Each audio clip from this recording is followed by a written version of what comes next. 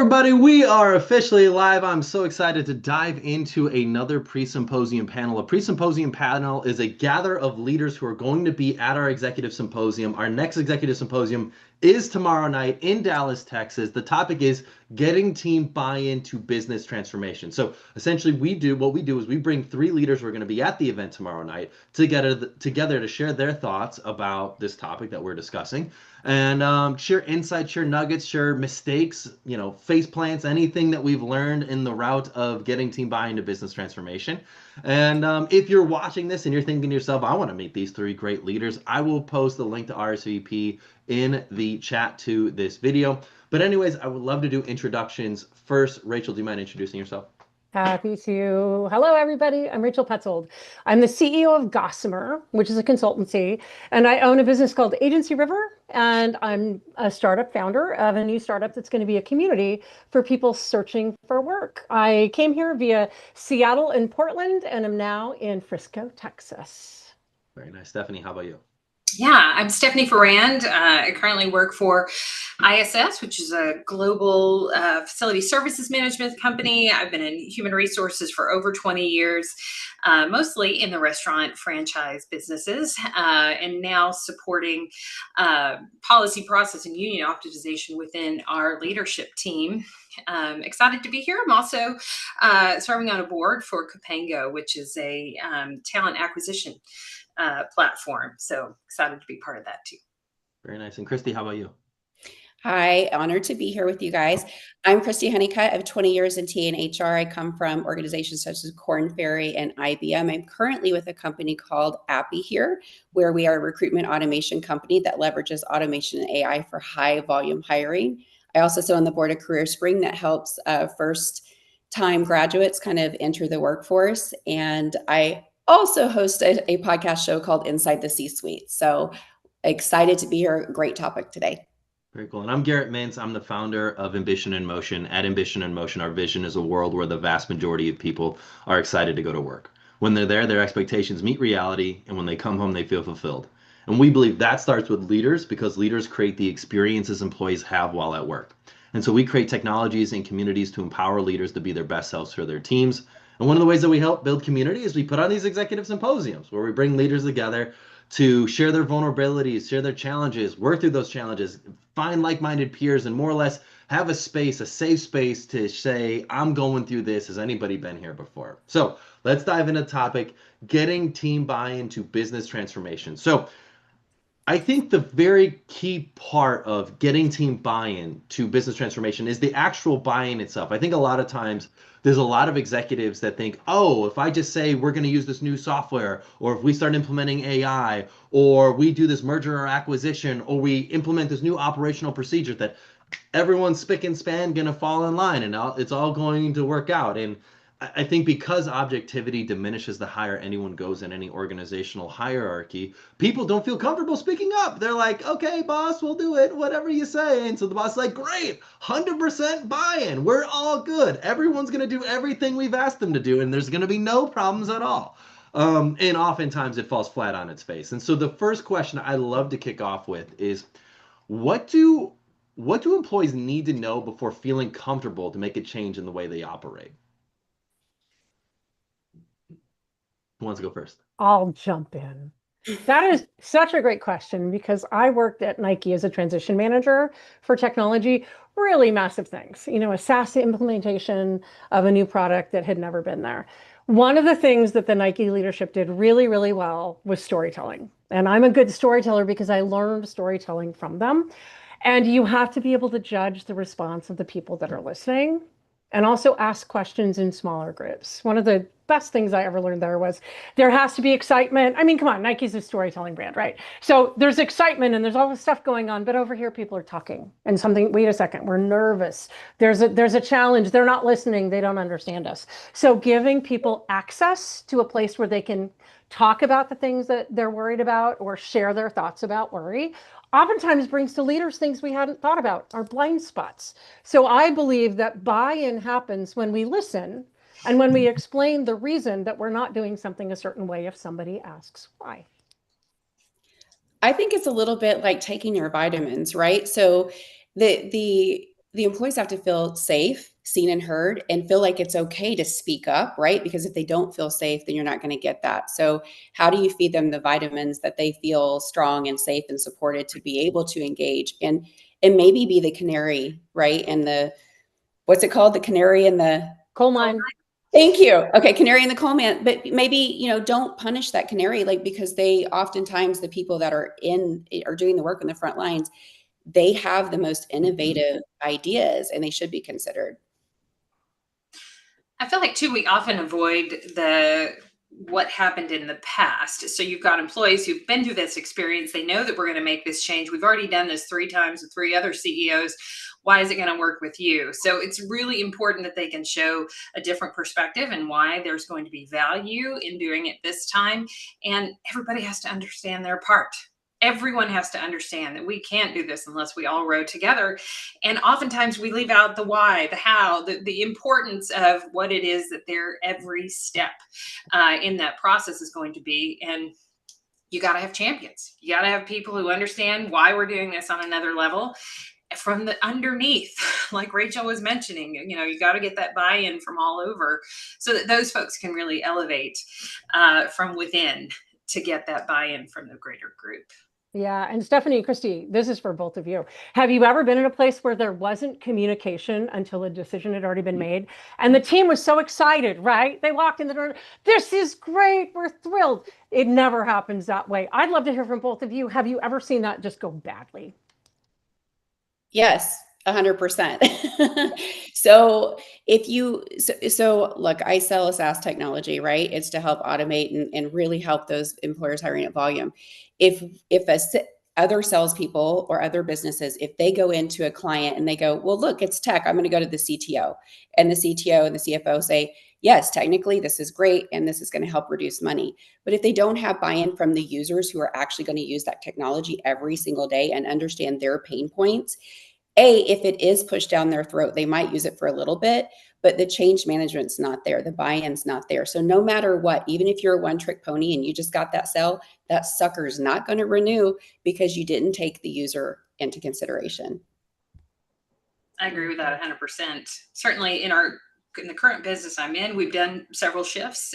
Again, new CEO coming in and a new frame of mind, but several employees thought, we've already done this. We've been here. Why would we go through this again? And actually there was true value in what he was giving because he's coming at it from a different angle with different relationships and different peoples, and was able to speak to why that would be successful.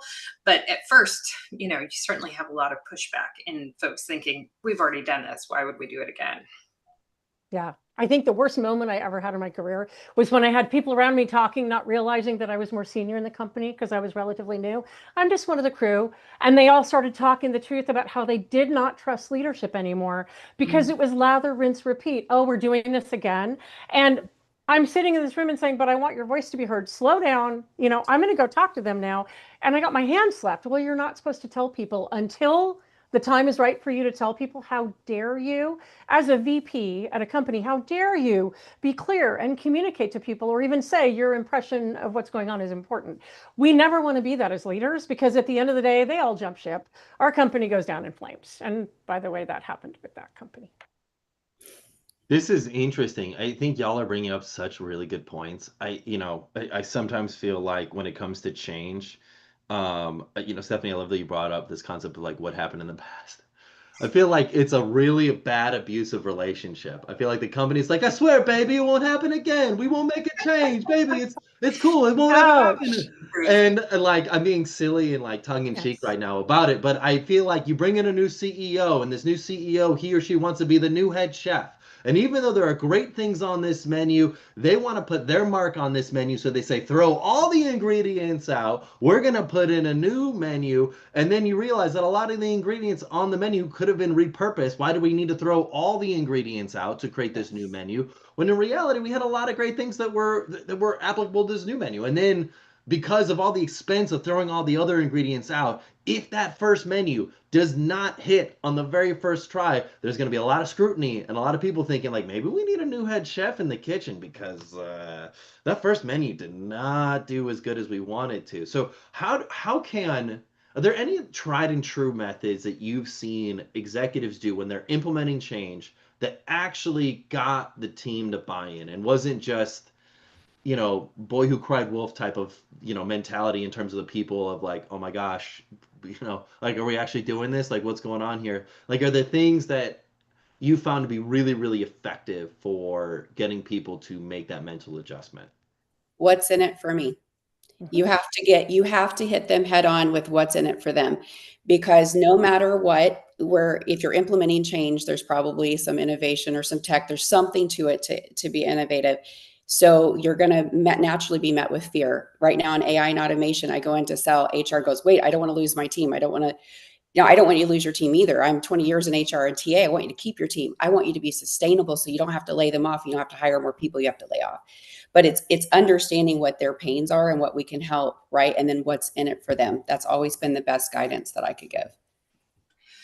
I think also the expectation that when it does go wrong, because oftentimes it does, that we are quick to pivot and make it better for everyone. I went through a terrible technology rollout that took us a great amount of time to actually up the ship and get everybody going the right direction. There was tremendous pain point out in the field trying to deal with this new technology. And so when you can't pivot quickly to say, hey, here's how we're going to make it better and what we're going to do, and we hear you when you're saying these pieces, you just start to debilitate that trust and you don't get that continued buy-in. So you have to have plan B, plan C, plan D, in my opinion, for when those things go wrong, because they will. They will. In addition, I think the best transition management challenge that I faced was when I walked in the door and I said, hey, everybody, this is going to suck. I got us some pizza. We're going to talk about it. There's going to be a mechanism for you to tell me how it's going to suck, what we're going to do about it. And sometimes you're going to say this sucks, and I'm going to have to say, I'm sorry, we're going to have to live with that for a while. It's like the project management process of the backlog. How bad is it? How quickly is it affecting our customers and our team? And deciding that the team is as important as the customers when we have things that happen is the only way to keep them from jumping ship. I've watched entire teams abandon a business because they just got really tired of always being the ones that had to carry the lift of the change and have to feel the pain of it because customers first or other internal teams are less noisy than you, so we're going to prioritize them. And a pizza truthfully never solves their problems, but hearing them and proving to them that their commentary is somewhere visible that I can see so I can make sure it's prioritized when we can get to it has been helpful sometimes. That's huge because, people leave a business for their leadership, not for their coworkers, right? People will stick around out of loyalty for their coworkers and try to help. And oftentimes it is the leaders that aren't communicating themselves, let alone to the downline and receiving buy-in. And I don't think we often hear from the leaders to really empathize with those who are on the front line, who are dealing with those daily problems, who really are bearing that burden. As it goes further up, you don't necessarily, you'll get a thank you. Hey, thank you guys for putting that in there. But most people want to hear, here's how I'm going to fix that or what I'm going to do. And they often don't understand that leadership doesn't always have all the answers, right? We need to collaborate and get to this together. So I just think upper leadership really having a full understanding of what those folks are going through is hard to translate and hard to get across. Yes, and I'm going to add something to that. Leadership rarely has the answers. We have ideas, but the answers come later when we have it's in the rearview mirror. And so everybody has to understand we have blinders on and we have blind spots when we're trending toward change that we need you to tell us about. When you see something, I want people to tell me. Sorry, I didn't mean to interrupt you, Garrett. No, you're good. No, I think you're right. Well, Stephanie, what you're bringing up this concept of accountability. And I think that's really, really interesting because I see a lot of, for whatever reason, executive leaders, you brought up this point, like when it goes wrong, we're quick to pivot. There's a few key things to when it goes wrong, we're quick to pivot. One, how much pressure is the person who's driving this change facing? Is this their last strike? Like, you strike one, strike two, is this the third strike? Like, if it is, this person will do everything to try to make this a success, even if it is a failure, and will accept little accountability for the failure itself, because this person is now preparing to try to land their next job because they're probably going to get let go soon.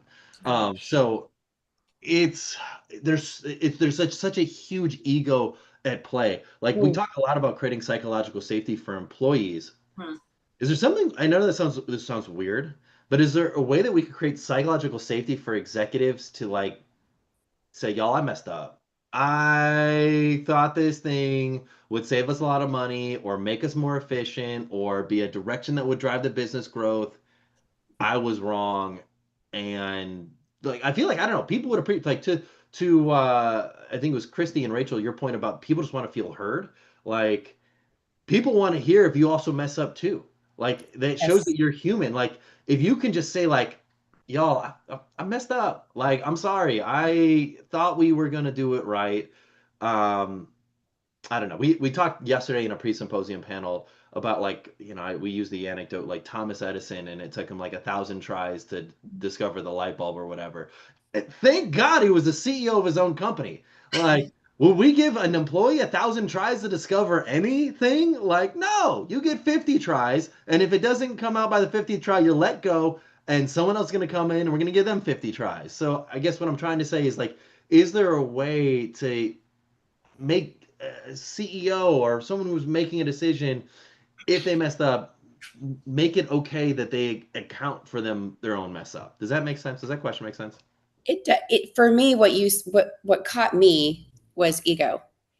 Ego in leadership kills culture. Ego in leadership loses your team. Ego in leadership loses your revenue. It blows up your entire reputation and everything tied to it. Ego is the inability to set aside and actually see a problem for what it is and know that you have people that around you that care, that also want to get to the same place and want to lift you up to win. So I think that starts internally with each individual person. As much as we would like to say that, you're either, you know, self-aware or you're not. But a point that you made about that is it just crushes ego. I just got stuck on ego because I've dealt with that a lot. And you just want to look at the person and say, I'm here for you. It's okay. I know that you're 3 levels above me or whatever you are in your brain. But at the end of the day, this isn't working. How can we help you get it to work? Because we're a team. And I think that that's a lot of like individual work. But I'm curious what Rachel and Stephanie think, because that's definitely a very challenging piece to navigate someone's ego because they can't hear if something's wrong. They have a complete blind spot. Absolutely. I have an idea here, and Stephanie, I want you to have plenty of time to talk. When I worked at one company, I asked every single one of my peers on the leadership team, how are you compensated? My first week at work was always, how can I help you be successful? And by understanding, and those who wouldn't tell me, it became obvious with their behavior. So as leaders and even as team, if we see contention or people kind of acting in fear, slow down and think about, is this going to affect their ability to have a job or a paycheck? And if so, how do we get them back to a safe space together or individually as leaders that we need to support each other? So that's just an idea that actually worked really well at one place and really poorly at another because it didn't matter. So when it mattered, it worked. I just think that transparency is often not a song that is sung, because there is somewhere in that culture of that leadership team or the board that they're reporting to or wherever that we have to always stay positive, that I can't tell you I made a mistake or that things are wrong or the numbers aren't good. I can't tell you how many times I've seen the numbers aren't good, but we're super positive about the way things are going. I honestly just want to hear that leader say, you know, we made this decision. It did not go the way that we had hoped. Here's our plan to make it better. And we're sorry. We really thought we were going to save money, you know, keep jobs, do whatever it is. And I think a lot of times a simple sorry and a simple, hey, we know we screwed up would go a long way, because everybody knows that. They're standing there waiting for that information to come from leadership, just to say, this is it. This, you know, we didn't pivot here. We couldn't. We're not ready for the next piece. And we need your help to get there. And I just think that vulnerability is just not custom. Or comfortable for a lot of people. Right. It's uncomfortable. Well, and the individuals in leadership seats, like, it's a privilege, right? If you're a leader, it's a privilege. If you don't see it that way, get the hell out of leadership, because it's not going to work for you. Absolutely. But if your employees are fearful to come to you because of your ego, and let's be clear, it is an ego, then you're destroying your company and everybody within it. So I haven't found the cure for ego yet, but if you guys uncover the cure, please let me know. That's one thing I don't know. Call it out. When you see it, call it out in public. I'm not kidding. I did it to somebody on a leadership team in front of the entire company. And I said, everybody knows this about you. Maybe you don't know it about yourself, but when you come in here and you act like and think like you're better than everybody else, we don't trust you. And then it started a really great conversation. And they decided to leave because they wanted to be in a place where their ego was more important than the culture. And that was fine because they didn't belong there. I mean, I've been watching reruns of Silicon Valley lately, Oh. and it just My makes me favorite. think about, I don't know if any of y'all have seen the TV show Silicon Valley. It's a very funny TV show from the mid 2010s where there's a startup and there's this one guy named Gavin Belson where he wants to put his literal signature on these boxes for hard drive storage or whatever. And this woman who's like a language person who like can analyze signatures and tell you what it says about your, you know, demeanor and personality based on your signature. And it's like, this signature you have is indicative of narcissistic behaviors and I don't know, sociopathy or whatever. And he's just like, get this horrible woman out of my office. Like, I can't like find someone that's going to put my signature on these boxes. And so finally, the funniest part is they do a vote to the whole company of which signature works best. And there's this one that says Gavin B, but it looks particularly phallic, and it's the one that wins all the votes. And so it just looks like a giant penis on every one of these boxes. And it's just in the form of his signature, and he can't see it, and everyone of his team can see it, but he can't see it. So he's like, Gavin B, it's cool and it's edgy. I like it. Let's put it on all the boxes. What you just made me think of is maybe I need to do an analysis moving forward of all the executives I work with. Just a writing analysis, just right out of the gate. Let's just go back to old school. Beautiful idea. They used to do that. They would do all the assessments and be like, do you fit? How do you fit? Well, now I think we've lost track of that a little bit. Like, I don't think all of those personality assessments necessarily get us to the right point. But what if we all could, as leaders and as teams together, come to a place where we understand each other better? That is my goal with the teams that I work with. Rachel, can I ask a follow-up question? When you asked everybody in the company, how are you compensated? Which, by the way, I love that question. It's very fascinating. Yeah. What were some of the responses? Were people honest? Like, I'm compensated in my influence over the organization because I lead a very large team, or was it literally all dollars and cents? It was kind of a combination of both. And I tried to poke for more of the personal internal things that they got value from work as part of what I was doing. Yeah. And I had been empowered by leaders. So the leaders said to me, because I was kind of a mid-level leader at a bigger company, the leaders had said to me, I want you to understand how you can motivate your team, but you can't do that without the data. So I would ask the question of, I don't want to know the dollars and cents of how much you make, but of your compensation, how much of that is intrinsic? It's a salary. How much of that is bonuses or sales compensation or things like that?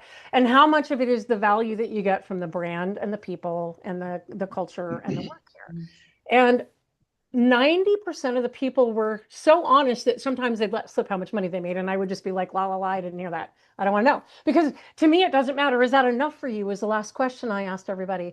Based on this package that you just talked about of compensation overall, is it enough? Do you feel valued and valuable? And are we valuing you the right way?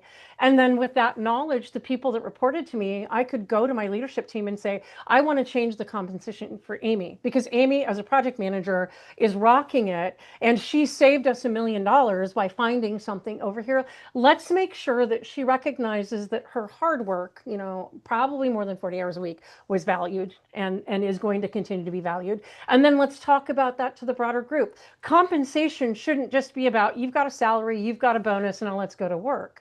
It also should be, Rachel really stepped in and did something amazing over here. How can we make her feel important? Send me a sugar wish, for goodness sake. You know, let me go pick some cookies or candy or something to give to my family. And I'm going to be like thrilled about my boss for a long time. Find out how people want to be treated when they go the extra mile. That's interesting. You know, I want to come back to this getting team buy-in to business transformation concept. I guess maybe the question I have is, and it's probably maybe even a quick answer, but is there a fast track towards getting that buy-in? Or yeah, is there a fast track? I mean, I'm just thinking, like, if you're an executive and you're thinking to yourself, we need to make this happen stat, like we gotta go. This needed to have happened yesterday. Is there a fast track or is there not a fast track? Like, I guess I'd be curious to know, Is there a speedy route to getting team buy-in to business transformation? I think it depends on how much prep you've done to that point. Like, do you have your data? Have you done your research? Do you know the pain points and the gaps? If you do, and then you have the relationships, I think that's the only way you can fast track it. I would agree with that, certainly on the relationship piece, because the situations where we kind of came to the team and said, this is urgent. We need your help. Please tell us everything you could think that's going to go wrong here, and tell us everything that could go right, and give us your perspective on how we can accomplish this, rather than telling them, here's how we're going to do it. Because half the time they already know. They know what's going to come up. They know what the problems are. And so putting it on to them and saying, this is your vision. We need to get to this goal. Everybody here, round up, figure out the best way to make it happen, and tell us how quickly we can get there. And that's the only way that I've seen it work, and teams actually come together and gel and say, group, we're going to make it happen. But they often don't come at them that way for that kind of option.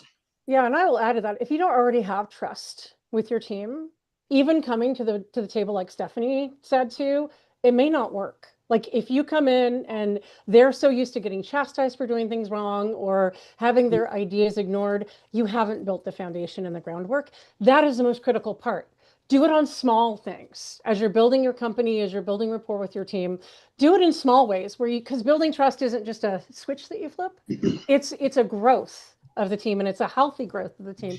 And the last part of that is, if you come in and you say to the team, I have a problem and I don't know how to solve it, here are some of our options, they're going to roll up their sleeves even more and be excited to be part of the solution. And that's when you're going to get them to speak the truth about what they worry about. No, you're hitting it on the head. It's vulnerability. I mean, Stephanie and Rachel, that's exactly it. It sounds like the thing we keep coming back to is the power of vulnerability as an executive, because if we want people to buy in, they need to know how much it impacts us. I mean, it makes me think, my best friend used to work for Uber like back in like 2015, 2016 time period, and they were in a scenario where they were trying to raise their like Series J of funding or something like that. And more or less the investors came to their CEO and said, unless you start showing profitability, we're not going to fund you for this next round. And that means you need to shave off like $100 million off your operating expenses. And so the CEO did something that was really interesting. He sent out a memo to everybody at the company and said, I just met with our investors. This is what they told us. If we're not able to slash off $100 million off of our operating expenditures over the next 6 months, they are not going to fund our next round of funding, which means if they're not able to fund our next round of funding, our company might not be able to exist anymore moving forward. I don't know how we're going to slash this $100 million of expenses, but y'all are incredibly bright. Y'all are incredibly capable. I want to lean on you to see if you can help us get there. And they knocked that out of the park because people were now holding each other accountable, because it wasn't just for the CEO they were doing this for. It wasn't just for the board. It wasn't just for shareholders. It was for everybody to keep their jobs, to keep this organization alive. And it worked. And anyways, I thought that was a particularly interesting example because at the time they had thousands of employees, and you can't do a one-on-one with every single person. Well, in that instance, team reflected leadership. Yeah. Well, and vulnerability was power, right? He put it out there. I'm assuming it was a he. He put it out there that this is a problem and I don't know how to solve it. And that is going to make everybody else respond very differently than I'm coming in to command you to do something that I told you to do, where you're going to be still fearful, not knowing why. It's really, and then you don't have the ability to change your own future if you don't know enough. And that makes me think then maybe vulnerability is the key in all these change initiatives. If we want to make a change initiative happen, whether it be operationally or merger or acquisition or AI or some form of technology, I think we lay it out as like, hey, right now we're competitive, but if we're not able to adopt some new technology, we fear we might not be competitive with these other competitors in the marketplace. So therefore, we need to find ways to be more efficient and more effective in the way that we work, and we believe that this software can help us get there. I don't know if it's going to work. I don't know if it's going to help, but we think that if we stick to what we're doing right now, we could be the next blockbuster, and we don't want to be the next blockbuster. So how can we go about implementing new things that drive innovation a little bit further, that help us stay competitive and have our competitive edge moving forward? We believe it's do this. It may not work, but if it does, it could mean major efficiencies for us as an organization moving forward and growth opportunities and all that sort of stuff. What are your thoughts on adopting this in the way that you operate? I think a lot of companies in that situation look to a RIF first, right? They're looking to get rid of people. They're, they got a list of names. They're going through that rather than saying, where are we fat? Where are we, inefficient in the work that we're doing? Where is there cost that we could definitely trim? I mean, I think it was super smart to go that way and to give that back to employees because they often know and will often say, I'm happy to sacrifice this to keep the team and keep everybody going. But again, it's thinking about it in a different way.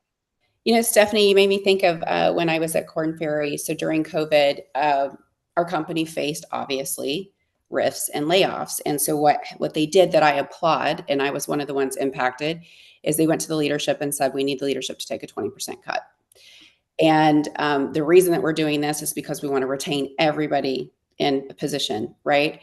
So that was I feel like in that moment that leadership said, absolutely, we want to protect our teams, whatever we have to do.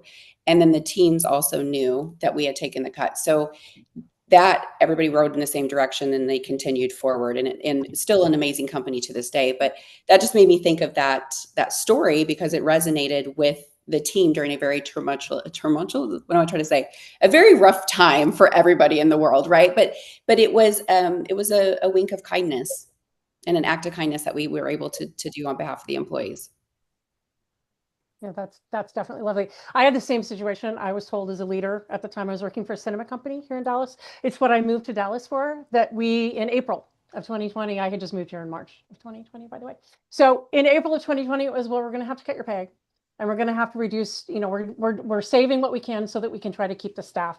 A lot of the staff that were in the cinemas was not able to be retained, but just the fact that we tried for a little while and that we kept some new people and even some people that were from Mexico employed in the United States, because they would have been, if they had lost their jobs, they would have had to go back home, and they might not have had a home to go back to. We cut as leaders and did the best we could to just kind of survive. And it shows something to the team that if you're willing to sacrifice right along with them, they're going to be much more willing to, when they can, step up and be part of the team when we go through rough times. That was probably one of the roughest times in my career, ladies. And Garrett, it was like unbelievable. I had never been through anything like that. Yeah. Well, thanks for sharing that. I love it. This was such a good conversation. Rachel, Stephanie, Christy, this has been a great pre-symposium panel. If you're watching this and you're thinking to yourself, I want to meet these three great leaders, come to our symposium tomorrow night, 5 o'clock in Dallas at Roche Beaubois furniture store. Anyways, thank you all for